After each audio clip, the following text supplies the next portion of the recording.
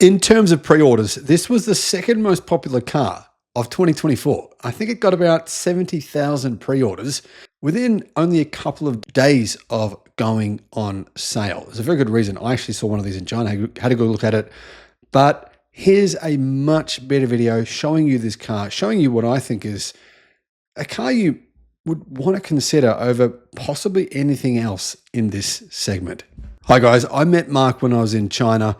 He works in the automotive industry. He actually used to work for, at one point, I believe, Mercedes-Benz. But yeah, he's a journalist in the car industry in China. But he understands electric cars. He understands the entire car market in China very, very well.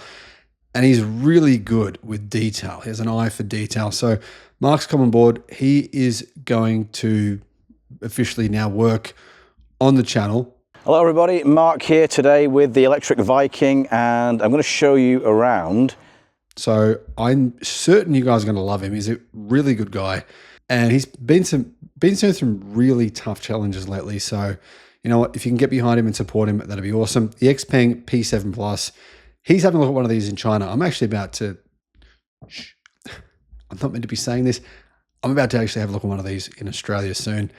This is going to be a car available in a number of different markets around the world within months. And I've got to say, this is one of my top 3 favorite cars right now. I've said this before already. The self-driving with this car, apparently it's basically at Tesla level. It's better, much better than Tesla in China, of course. But I mean, I'm talking like nearly Tesla level with what you're getting in the United States. It's called XNGP. So Xpeng are working on that system. This car has it. And Mark, in the next video, is actually going to test it, put it on full self-driving and see if it crashes, see how it actually goes. Very exclusive event here in Newcastle. Saturday the 15th of March from 3 to 5 p.m. I'll be speaking here with just a couple of other speakers. Very small event. So you can meet me in person. You can actually have a look at my EV as well, the Xpeng G6. Test that out.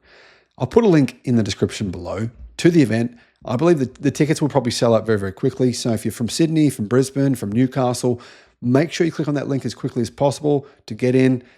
I think there's only around 30 tickets left at this point in time. I'll put that link in the description and I'll see you there. Hello everybody, Mark here today with the Electric Viking, and I'm going to show you around another car from China, one that should be, hopefully, coming to Australia at some point in the future. You might just be able to see it. There it is. That is the Xpeng P7 Plus. Let me whip the camera around, give you a tour of this car. This is Xpeng's latest car until the G7, which is an SUV version of this car, comes out. That's going to be launched in March. This is actually quite a big car. You can see it's super sleek, super streamlined. It's more than 5 meters long, has a wheelbase of exactly 3 meters, a drag coefficient of 0.206, which actually makes it very similar in aerodynamics to a McLaren supercar. And this is, you might have heard of the Xpeng P7. This is not a replacement for the P7, which is now called the P7i. This is the P7 Plus. So kind of a nod to the fact that the P7 was a really important car for Xpeng when it came out. It was the first car that really got big sales for them. They like it so much they made a Plus version of that. And there are some big differences on this car to Xpeng's other cars. The first thing to point out is a lack of LiDAR units. So most Xpengs tend to have 2 LiDAR units down here, one on the front and one on the other side over there. This car is the first one, actually a prototype G6 over there, look at that.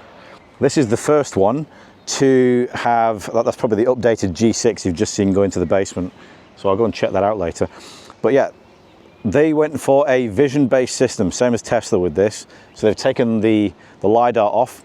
They use cameras. You've got a camera down there at the front in the bumper. You've got more cameras up here. These cameras are called low-fic cameras. There's more here on the side of the car, under the mirrors, looking backwards. And if you come to the back, you've also got 2 more cameras here in the boot lid as well, pointing backwards. So they're called low-fic cameras. They help you to see, or help the camera to see in the dark. So they're really good at kind of separating things in the back. Got a BYD coming up the ramp there. Thought it might be the G6 again. And yeah, interesting design, this one. As I said, it's got XNGP, so it'll do urban autonomous driving. I've literally just done a video of this on my channel where I test it autonomously. You can also check out a test of this, because I'm going to drive this car later today, or the car's going to drive me, I should say, to Nansha port, where they're getting some X9 MPVs ready to send to Thailand for first right-hand drive deliveries, and that MPV hopefully will come to Australia as well. So this is, as I said, first Xpeng with a vision-based autonomous driving system. It's actually very, very good. Only available in China at the moment, I have to say. What else can I tell you from the outside? As you can see, it looks like it should have a frunk in here. There's no frunk, sadly. Xpengs, a lot of them don't have frunks for some reason. This one also doesn't have one. It's got the 20-inch alloys on. They're pretty neat. You can also get 18-inch alloys on this car. It does look super sleek. The really curious part comes around this belt line at the back here, where the rear tapers down and then has this kind of chin there. See the chin? That's for the aero. Big long overhang.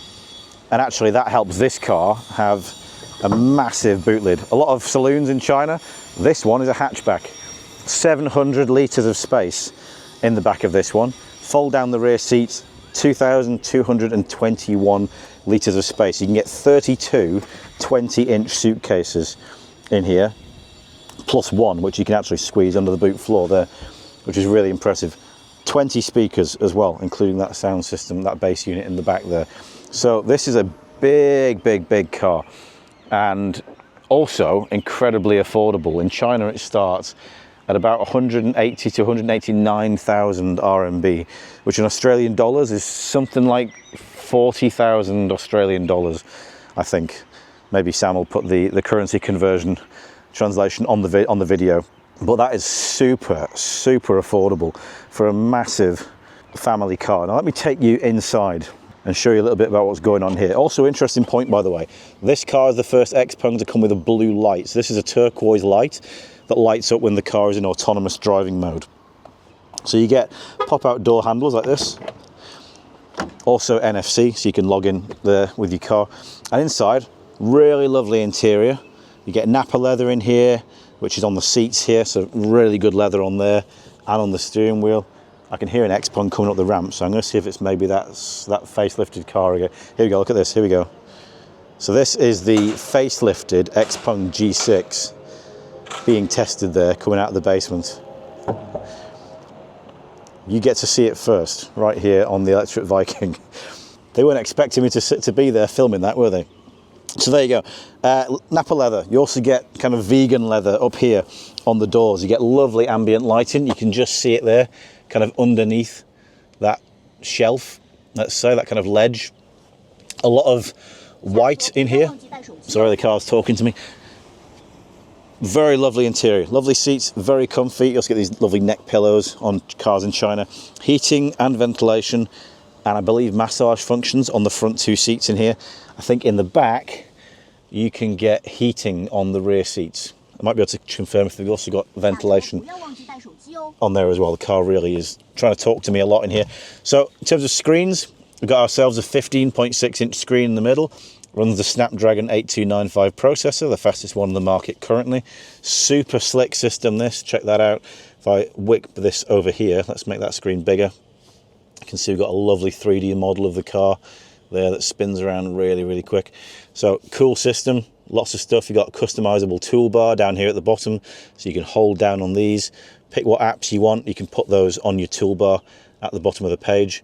And you've also got in here a 360-degree camera as well, so you can see all the different cameras. You can spin the car, transparent chassis in there, look at all around. This car will also do automatic parking as well, so it's got all those features. And you've got a smaller screen here. This one's about 8 inches, I believe. And there's no head-up unit display on this, so you don't get to have that. As I said, it's super affordable, this car, so you miss out on a few things. Manual reach and rake on your steering. You do get decent adjustment on your seat. Not super high kind of a tilt angle adjustment, but you do get some tilt angle adjustment. So I think it's 8-way plus 4-way lumbar support on these front two seats. A little bit of space under there as well. Not the easiest USB-C sockets to get hold of. I'm just charging some microphones in there. Twin wireless chargers, 50-watt wireless chargers, and they're vented as well. Bit of ventilation under the screen. As you can see, overall, It's a very simple design. They've kept it kind of very clean, very Tesla-like in here. You've also got a big glove box over there as well, and a big unit in the middle, a massive unit in here actually. There's my Pocket 3 holder. You've also got these.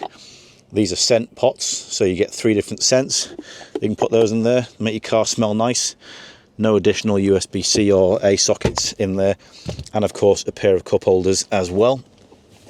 You get a 2.1 meters squared panoramic roof, which keeps out a lot of the sun, but doesn't come with a sun blind, so you can't keep it out completely. It will get a little bit warmer in here in summer.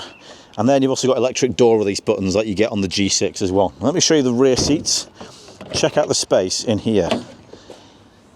Look at that. That front seat is where I use it when I'm driving. And let me see if I can show you this. So down between my legs. That's my legs stretched out. Let's try and show you like this. That's my legs stretched out, and they're just touching that seat in front there at the bottom, which is mad. So it's super spacious in here. Oh, by the way, you also get a digital rear view mirror. You can switch that between a real mirror or a digital rear view mirror. And the back, you get an 8-inch screen down here. This gives you your heating and ventilation, and actually you get massage function in the back 2 seats as well. So this must be the kind of the more expensive version. You can also change your music in here, so you can choose from some apps. You can do Bluetooth or via USB or via WeChat music, and I forget what the name of this one is. This is Himalaya radio, I think. And then you've also got some other features on there. You can also watch videos in here, so you can watch Ichi or Bilibili, a bit like Chinese YouTube. So just like on a Tesla, you can watch videos in the back of the car there, which is nice. On this side, you also get a big tray table as well. Big sturdy tray table there. Again, lots of ambient lighting, lovely effects down there. And these rear seats, they are angle adjustable between 27 and 37 degrees. So you can pull them, hang on, let's try and get the highest setting. Oh, that seems to be the, I mean, it goes lower than that. Bear with me. Oh, sorry, they're electrically adjustable. Sorry, I forget. It's actually here in the door. There you go. So you can actually lift the backrest angle up like that, and you can see here. That's the difference there between the 2 angles.